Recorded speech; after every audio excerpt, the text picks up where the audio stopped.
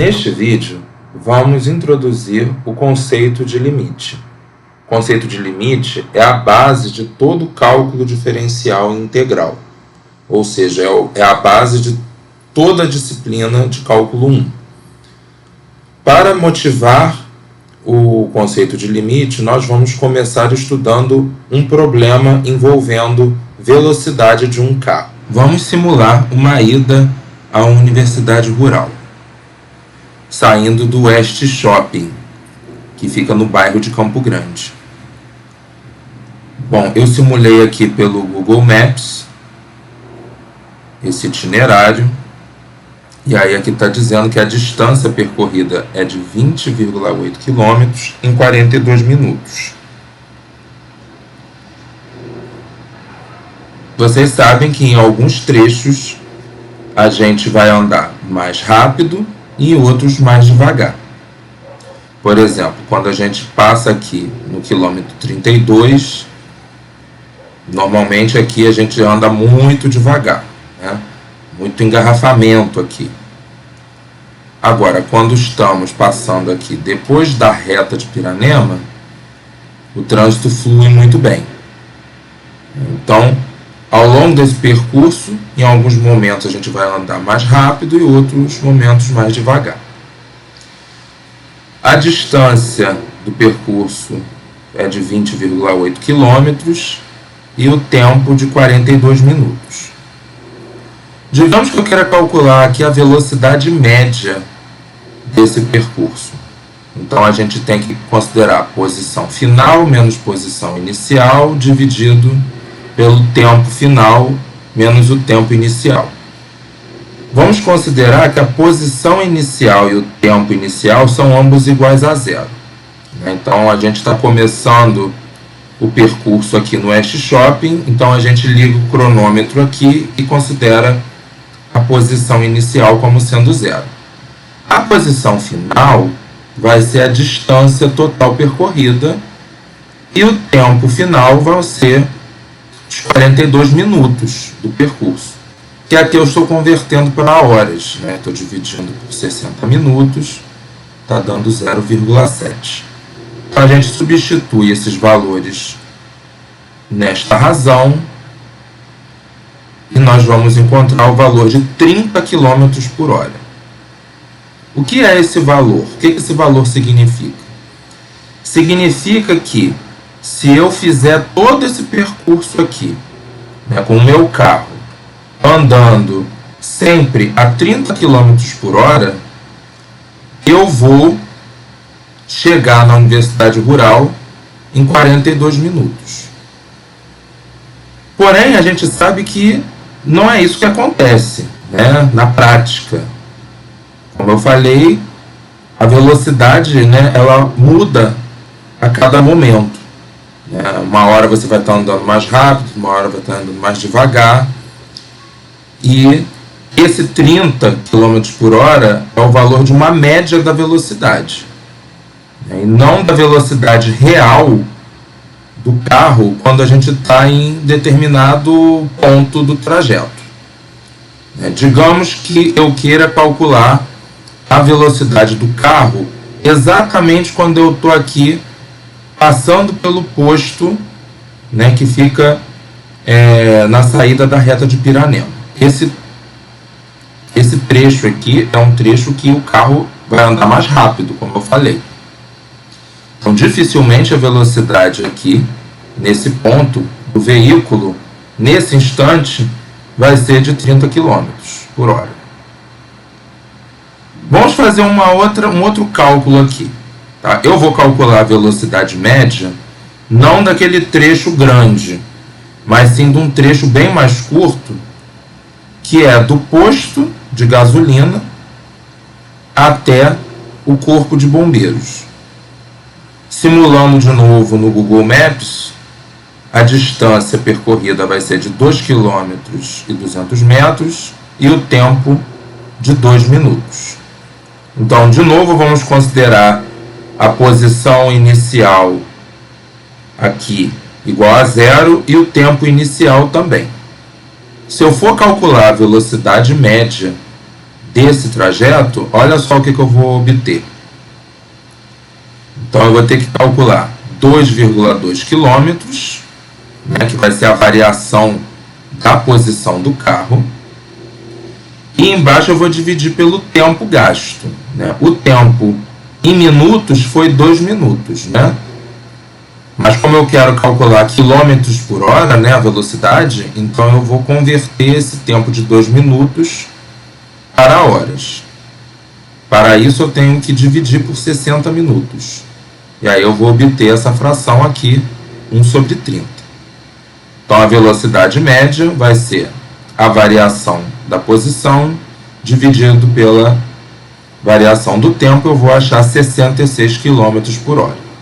Ou seja, um valor bem diferente daquele 30 km por hora que nós obtivemos e mais próximo do que se espera ser a velocidade do carro nesse instante. Então vocês estão vendo o seguinte, que se eu quero saber a velocidade real do carro quando ele passa nesse instante, o ideal é que a gente considere um intervalo de tempo menor para se calcular a velocidade média. Vamos fazer uma simulação aqui então. Digamos que o carro esteja no posto no tempo zero e que a posição do carro seja dada por essa fórmula aqui, em função do tempo. E aí nós vamos marcar vários instantes de tempo e para cada um deles a gente vai calcular a velocidade média. Então, passados 6 minutos, né, que corresponde em horas a 0,1, se você substituir 0,1 aqui nesta fórmula, o valor que você vai obter é 6,52.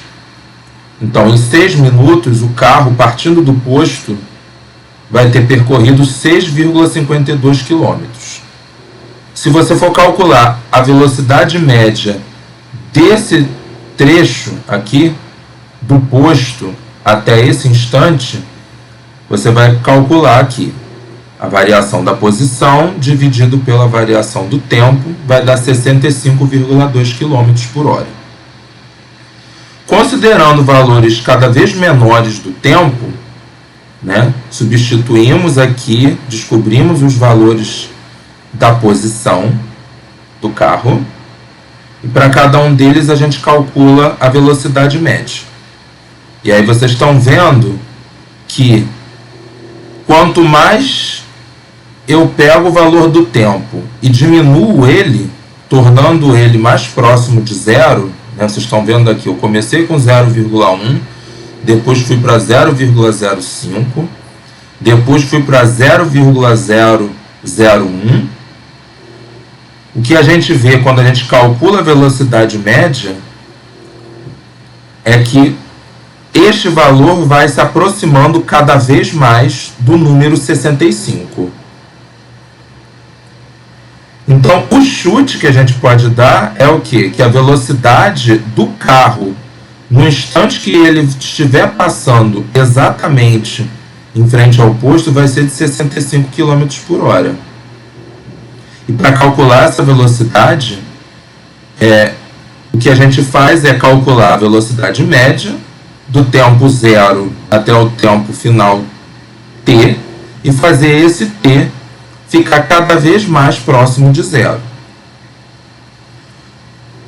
Vamos fazer alguns cálculos para poder convencer a gente ainda mais sobre isso. Então aqui o carro está no posto no tempo inicial zero e depois que passou um determinado tempo, né, tempo t, a gente vai calcular a velocidade média nesse trecho. Então a gente tem que fazer o quê? Né? Pegar essa função, velocidade média, que é a variação da posição pela variação do tempo, e aí a gente substitui. A posição no tempo inicial é zero e o tempo inicial é zero, então aqui fica S de t, que é 65t mais 2t2, segundo o que a gente está supondo aqui, né? embaixo vai ficar t. Repara que o tempo não pode ser considerado, né, o tempo t não pode ser considerado igual a zero, porque senão essa fração aqui não existiria, né, porque o denominador t não pode ser igual a zero.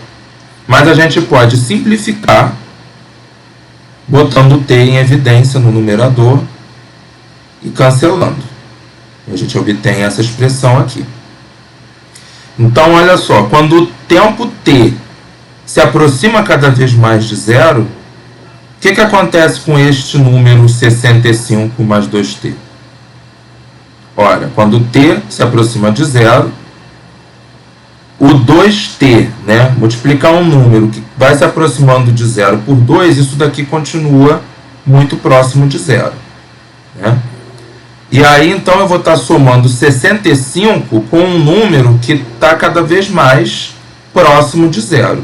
Então, essa soma, ela vai se aproximar cada vez mais de 65, que é o valor que a gente espera para a velocidade do carro quando ele estiver passando em frente ao posto. Então, a conclusão é que a velocidade do carro real, né, quando ele passa em frente ao posto, vai ser 65 km por hora. Vai ser este número que vai estar marcando no velocímetro do carro. E esse resultado foi calculado como?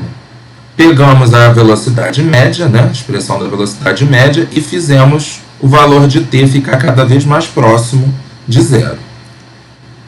Então, vocês estão vendo que essa situação, problema, motiva o que a gente chama de limite, né, da velocidade média quando o tempo t tende a zero, né? A gente diz que ela é igual a 65 e escreve dessa forma aqui.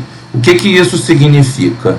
Quando você lê essa igualdade, significa que quando o tempo t se aproxima cada vez mais de zero, porém sem ser igual a zero, a velocidade média vai se aproximar cada vez mais de 65. Então essa é a ideia que tem a definição de limite. Vamos analisar este problema da velocidade do carro graficamente. Bom, nós calculamos a função velocidade média e vimos que o resultado dava este quociente aqui, que quando a gente simplificava aparecia 65 mais 2t. Mas aí o tempo não pode ser igual a zero, porque senão essa fração aqui fica com denominador zero. Bom, então como para t diferente de zero, o valor da função velocidade média é dado por esse polinômio aqui de grau 1, então para t diferente de zero, o gráfico dessa função vai ser igual ao de uma função afim, ou seja, uma reta. A única diferença é que sobre o valor t igual a zero, a gente não vai ter ponto do gráfico, né? Porque esta função não está definida para valores do tempo igual a zero, né? Então, o gráfico da função Vm de t ele vai ser esta reta, tirando este ponto que fica sobre o zero, né? Por isso que a gente deixa esse buraco aqui. O que queremos fazer aqui, né? Queremos ilustrar o que acontece com o valor da velocidade média quando o tempo que é descrito aqui na variável horizontal se aproxima cada vez mais de zero.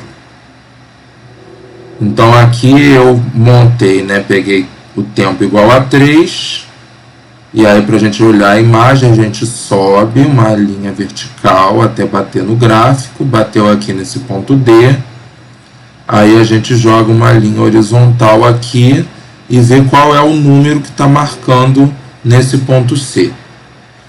O número que está marcando aqui é indicado por 71. Então, quando o tempo é igual a 3, a velocidade média é 71. Bom, nós vamos fazer esse tempo se aproximar cada vez mais de zero. E aí nós vamos estudar o que acontece geometricamente com esse ponto C aqui. Então eu vou começar a mover esse ponto B aqui para próximo de zero. E aí vocês prestem atenção no que vai acontecer com esse número aqui, que é exatamente o valor da função neste ponto B. Tá? Então, quando a gente vai diminuindo, né, o B, fazendo o B se aproximar cada vez mais do zero, olha lá o que acontece com o ponto C. Ele vai se aproximando cada vez mais daquele buraco ali, ó. E o valor da função, ele vai se aproximando cada vez mais de 65. Certo? Então, quando o tempo se aproxima de zero, nós estamos vendo aqui geometricamente que o valor da função Vm de t está se aproximando cada vez mais de 65. Se eu agora considerar valores menores que zero para o t, porque eu posso fazer isso, tá? Não tem nenhum problema da gente considerar o t negativo. Lembrando que na física, né, o que a gente entende por tempo negativo é quando a gente olha para trás, né? Então, vamos considerar aqui agora que eu peguei um valor do tempo negativo, né? Então, no tempo t igual a zero, eu estou no posto. Para tempos negativos, eu estou antes do posto, né? E aí, a minha velocidade média, quando o tempo eu estou 3 horas antes, né, eu estou olhando para 59 de velocidade. É isso que eu tenho aqui. Velocidade média é de 59. Então, eu vou fazer este valor do tempo se aproximar também do zero cada vez mais, né? E aí a gente vê aqui o que acontece com essa imagem, né? Então a imagem desse número aqui, né, do menos 3, né, vai ser dado por 59, é o número que está marcando aqui. Conforme eu for fazendo esse tempo se aproximar do zero, vocês vão ver que esta velocidade média aqui, ela também vai mudar, né? E aí, então, prestem atenção nesse número, né, que é o valor da velocidade média, no tempo que eu estou considerando aqui, e no ponto F. Então, quando eu vou aumentando o valor do tempo, ó, o ponto E ele vai se aproximando cada vez mais do zero. O ponto F vai se aproximando cada vez mais do buraco. E o valor da velocidade média vai se aproximando cada vez mais de 65. Então, a gente está vendo aqui o seguinte: se o tempo se aproxima de zero, tanto por valores maiores que zero, como por valores menores que zero, tanto faz. O valor da velocidade média vai se aproximar cada vez mais de 65. Então, a noção de limite da função velocidade média aqui, né, dizer que o limite da velocidade média, quando t tende a zero, é 65, significa dizer o quê? Que quando o tempo se aproxima cada vez mais de zero, tanto por valores maiores que zero, como por valores menores do que zero, o valor da velocidade média vai se aproximar cada vez mais de 65. Então, essa é a interpretação gráfica do conceito de limite.